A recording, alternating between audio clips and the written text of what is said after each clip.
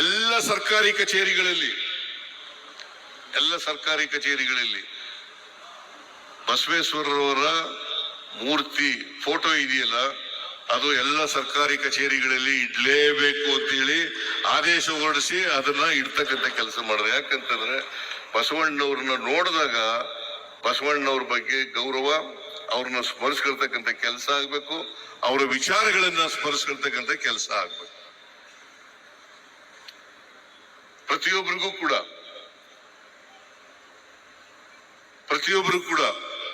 ವಿದ್ಯಾವಂತರು, ವಿಶೇಷವಾಗಿ ವಿದ್ಯಾವಂತರು, ಸರ್ಕಾರಿ ಸೇವೆಯಲ್ಲಿ ಇರ್ತಕ್ಕಂಥ ಅವರು ಎಲ್ಲ ಓದಿರ್ತಕ್ಕಂಥ ಜನ, ಅವರು ಸ್ಮರಿಸ್ಕೊಳ್ತಕ್ಕಂಥ ಕೆಲಸವನ್ನು ಮಾಡಬೇಕು.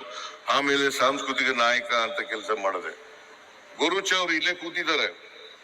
ಗೋರುಚ ಅವರು ಇವರ ಅಧ್ಯಕ್ಷತೆಯಲ್ಲಿ ಸಮಿತಿಯನ್ನು ಮಾಡಿದೆ. ಪುನರುಜ್ಜೀವನ ಮಾಡಬೇಕು, ಅನುಭವ ಮಂಟಪ ಪುನರುಜ್ಜೀವನ ಮಾಡಬೇಕು ಅಂತ ಹೇಳಿ ಇವರ ಅಧ್ಯಕ್ಷತೆಯಲ್ಲಿ ವರದಿ ಕೊಡ್ಲಿಕ್ಕೆ ಸಮಿತಿಯನ್ನು ಮಾಡಿದೆ.